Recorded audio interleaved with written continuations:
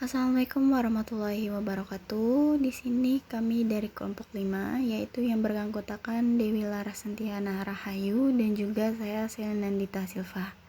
Kali ini kami akan mempresentasikan yaitu tentang isu global dan internasional dalam manajemen strategik. Oke, lanjut saja, kita langsung pada materi selanjutnya, yaitu organisasi multinasional atau perusahaan internasional. Perusahaan internasional adalah organisasi yang melakukan operasi bisnis di seluruh batas nasional, atau disebut juga korporasi multinasional. Nah, proses manajemen strategik itu secara konseptual sama untuk perusahaan multinasional sebagai perusahaan domestik yang seutuhnya. Bagaimanapun, proses tersebut adalah lebih kompleks untuk perusahaan internasional sebagai hasil dari variabel dan hubungan yang lebih banyak. Adapun keuntungan potensial untuk mengawali atau melanjutkan dan memperluas operasi internasional, yaitu yang pertama, perusahaan dapat meraih pelanggan baru atau produk mereka. Jadi dengan memperkenalkan produk-produk ke luar negeri, ke luar negara, ataupun di kancah internasional, itu juga menarik pelanggan-pelanggan baru. Jadi tidak hanya di dalam negeri saja, tapi juga di luar negeri kita dapat meraup pelanggan baru. Kemudian yang kedua yaitu operasi asing, dapat menyerap kelebihan kapasitas, mengurangi biaya unit, dan menyebarkan risiko ekonomi atas jumlah besar yang lebih luas.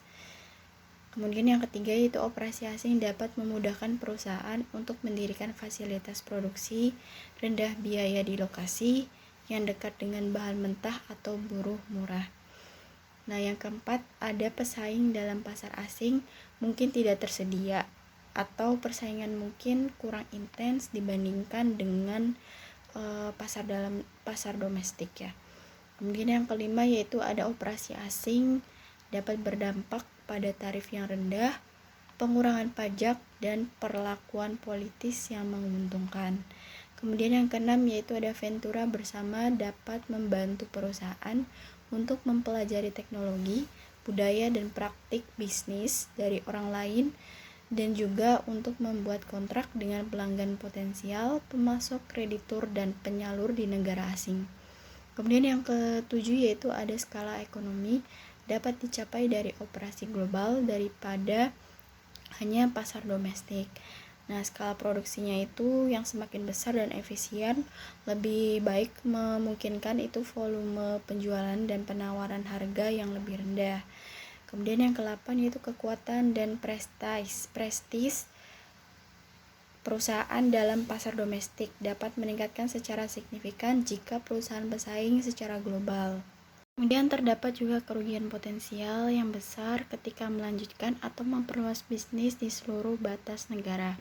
Yang pertama yaitu operasi asing dapat terukur oleh fraksi nasional. Yang kedua, perusahaan menghadapi lingkungan sosial, budaya, demografik, lingkungan politik, pemerintah, hukum, teknologi, ekonomi, dan kekuatan bersaing yang berbeda. Nah, kemudian yang ketiga yaitu kelembahan pesaing dalam wilayah asing juga sering terlalu dilebih-lebihkan dan kekuatannya pun sering juga dianggap remeh.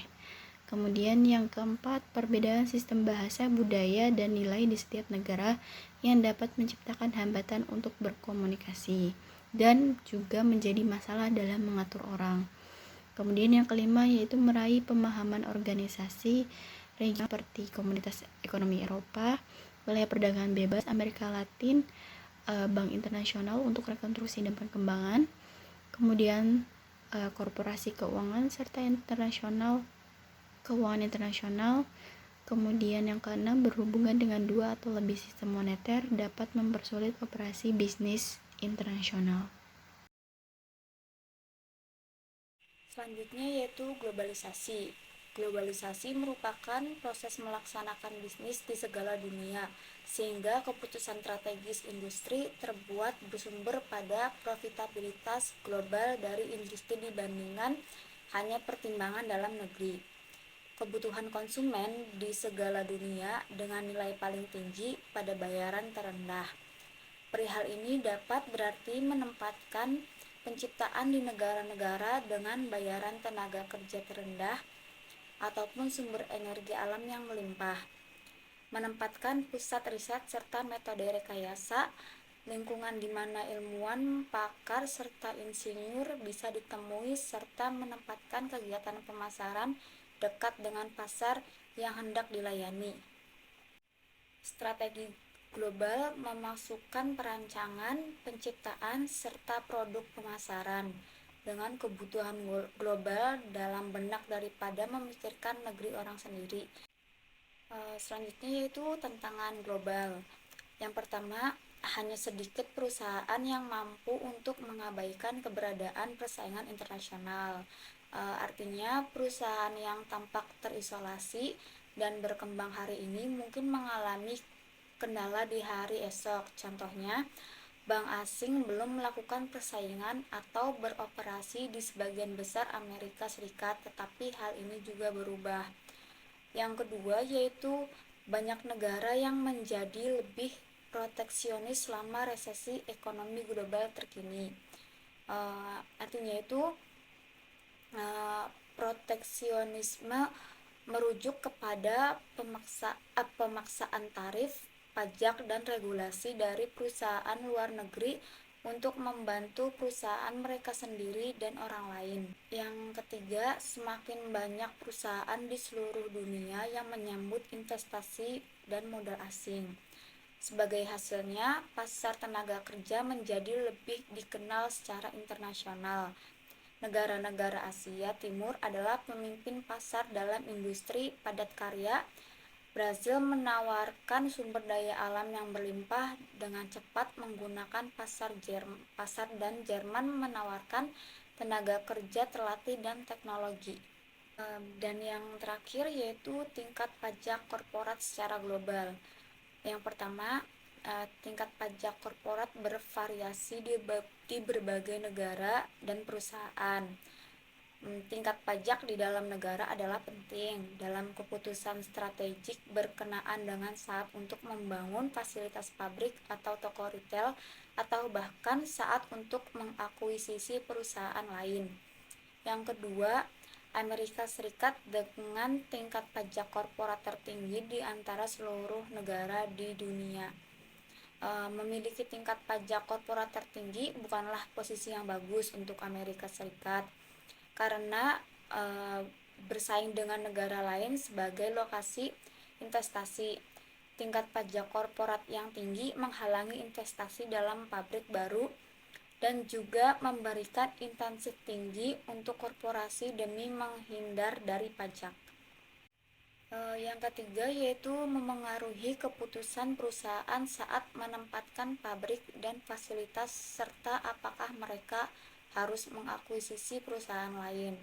Contohnya, pasar besar yang kaya dan infrastruktur yang efisien baik di Jerman dan Inggris menarik perusahaan, tetapi biaya tenaga kerja yang tinggi dan hukum tenaga kerja yang ketat di sana menghambat perusahaan.